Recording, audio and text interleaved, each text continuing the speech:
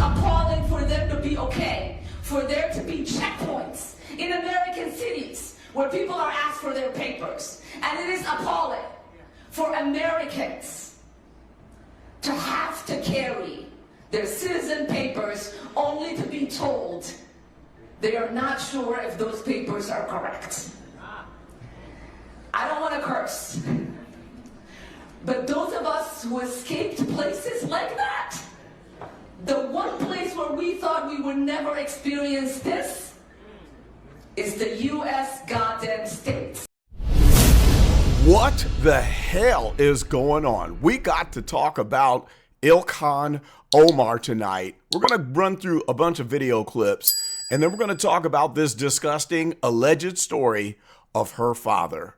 And I just can't understand how somebody could get away with the garbage that this woman gets away with. Did you hear what she just said? You know what? We should have checkpoints in the U.S. We should be checking people like you for your papers and getting you the hell out of the country. People like me, foundational Black Americans, we don't have to worry about that. But people like you who are at the epicenter of $18 billion of fraud, yeah, we ought to be checking your papers. So we're going to look at some video clips tonight just to display how ridiculous and how absurd this woman is. And then I'm going to ask you the question, what the hell does it take to get somebody like this deported? I don't understand it at all. So let's check out this next clip here where she's appalled about everything under the sun. Check this out. It is appalling for our colleagues on the other side of the aisle to be okay for the president to carry out retribution here in Minnesota. It is appalling for our Republican colleagues to be okay for there to be cell detations in ICE for American citizens. Holy crap. So let me get this straight. It's appalling for the Republicans and the president to get retribution on the community there in Minneapolis that is responsible for stealing $18 billion, draining cash out of this country, out of that airport in Minneapolis. But it's appalling that we dare ask them about what they're doing. Holy smokes, you talk about Darvo. This is the reversal of the century. Tiffany Henyard has nothing on this woman. I swear to God, for so many people around the world to be appalled at Tiffany Henyard, where is the outrage for this woman who has stolen 100 times more than Tiffany Henyard could ever even dream about, and then leading her community, leading the way to stealing billions of dollars? Holy cow. Okay, so let's check out this next clip and see what she has to say. And we should all be ashamed that it is the United States that is allowing for this to take place, and it is being forecasted and broadcasted to the rest of the world, where people are calling and saying, are you sure? This is America. I am ashamed. And we must do everything that we can to bring back the America we all escaped into. So it's being forecasted to the whole world. Broadcasted, forecasted. She can't even speak English. But she's ashamed because she wants the United States to go back to the country that we all escaped to. What the hell? Okay, listen here, Ilhan Omar. Yeah, you escaped another country and you came here to raid this country.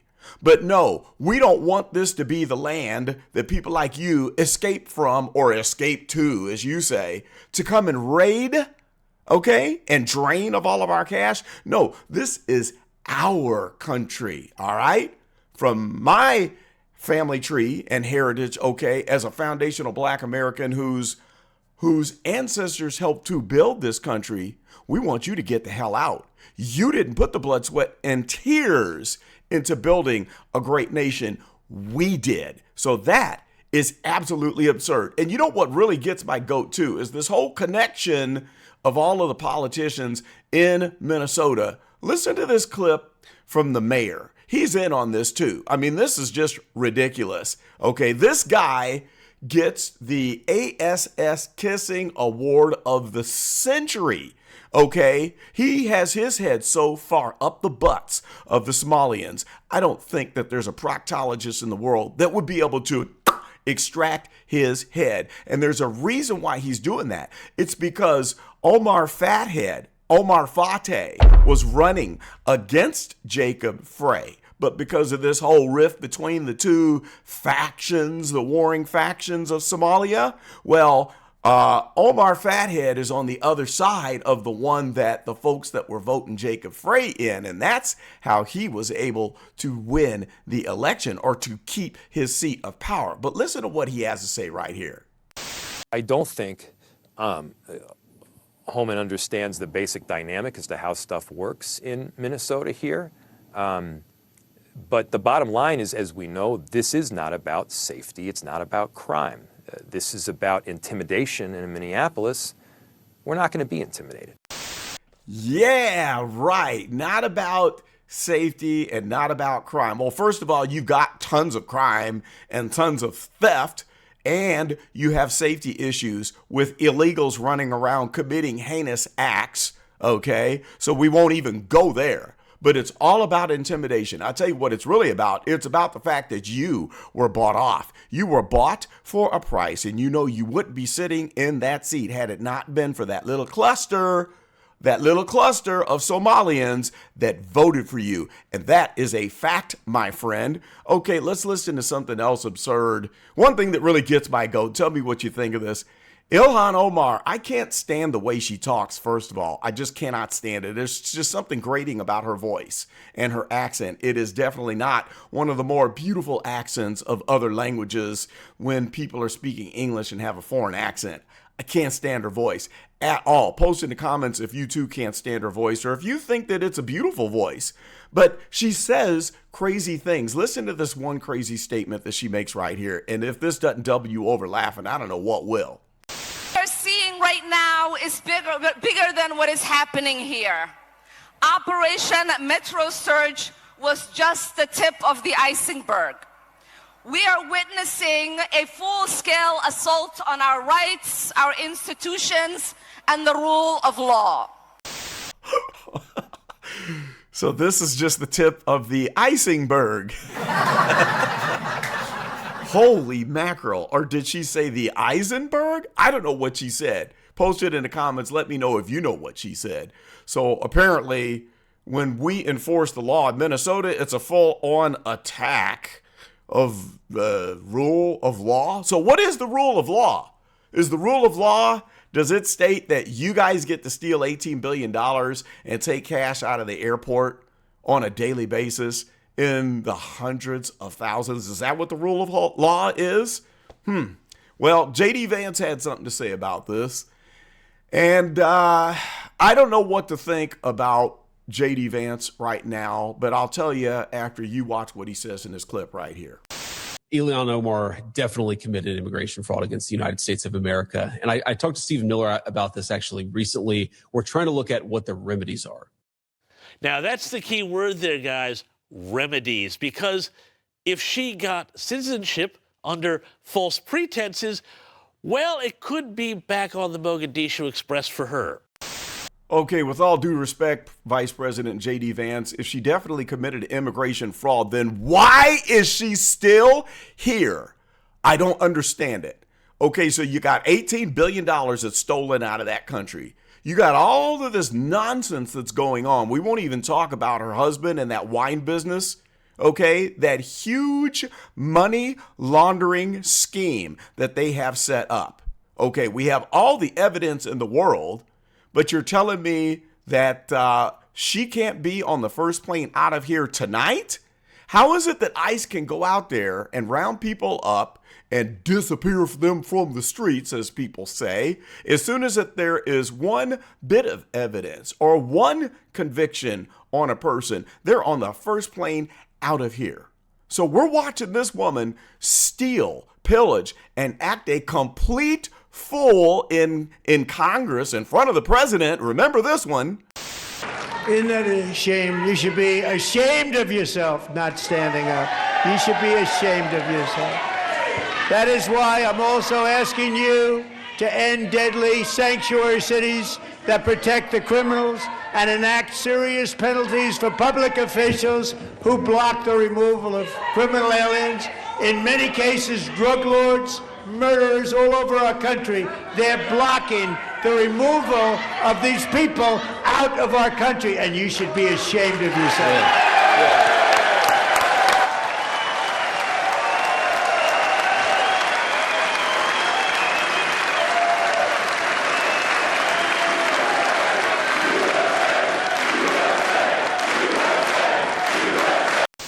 Yeah, so she can get away with getting into a shouting match with the president of the United States. Love him or hate him, and I know some of you hate Donald Trump, but you know what? Love him or hate him, he's the president of the United States, and you, Miss Somali pirate, you don't have a right to stand up yelling at the president of the United States when you know you're responsible for $18 billion of fraud that has been drained out of our taxpayer dollars sent over to Africa. And by the way, I should do another video on this. You know where some of that money is going, that $18 billion? There's a bunch of high rises and five-star hotels in Kenya. Yeah, a whole bunch of construction projects that were paid for by the people who were carrying those briefcases full of cash out of the mini Somaliota airport. So let's listen real quick about what Donald Trump has to say. And I'm going to show you this clip that just displays the arrogance of Ilhan Omar, how arrogant she is while she does all this stuff. So first, let's see what President Trump has to say, and then we'll cut to the clip where Ilhan Omar is in an interview. And listen to what she says about Scott Bessent. Cut to the clip. Ilhan Omar is garbage. She's garbage. Her friends are garbage. These are people that work. They complain and do nothing but... We don't want them in our country. Congresswoman Omar came to the U.S. as a refugee. She responded to the president's remarks saying, quote, "His obsession with me is creepy. I hope he gets the help he desperately needs," end quote. I want to pick up on where the Treasury Secretary just left off. He alleged that people who were tied to you or your campaign were involved in this broad, brazen scheme to rip off the Minnesota state welfare system. Do you want to respond to that? Do you know what he is referring to? I really don't, and I don't think the secretary himself understands what he's referring to. We obviously had people who were able to donate to our campaign that were involved. We sent that money back a couple years ago. And actually, I was one of the first members of Congress to send a letter to the Secretary of Ag asking them to look into what I thought was a reprehensible fraud that was occurring within the program. So as she states, she sent a letter to the Secretary of Ag, and she sent that money back. She sent the money back and told them that it was a reprehensible fraud. Now, here's my question.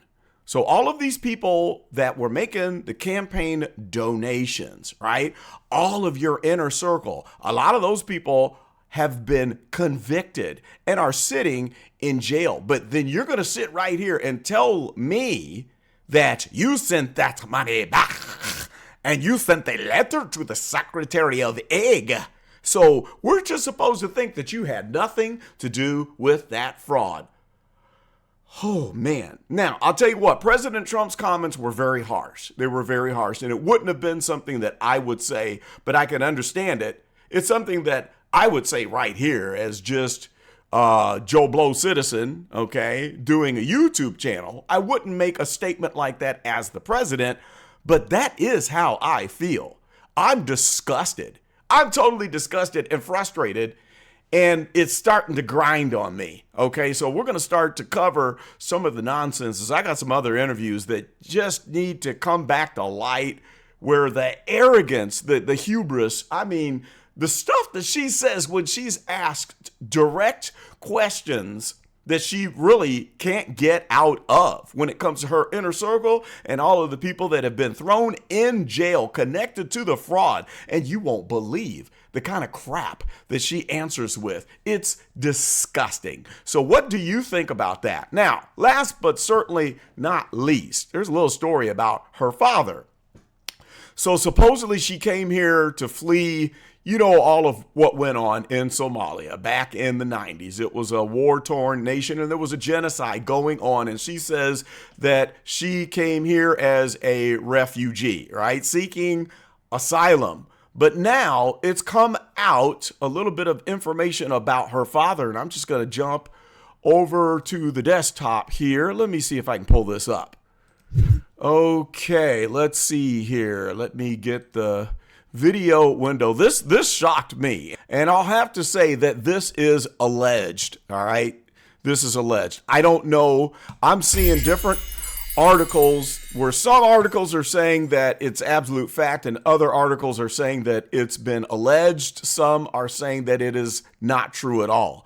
And I think that it's her spin control behind the people that are saying that this is not true. So what happens is you got the whole genocide thing that was going on when you had this terrible leader. He was a Marxist-Leninist, all right, a dictator. Here he is, Syed Barra. That's how Ilhan would probably say his name is Syed Barra. Yeah, that's terrible. All right, I'll stop. So Syed Barra, however you pronounce that name. This guy basically ran the other clan out of the country, right? And it's called the Isak genocide. You can read this whole story. I'll leave a link.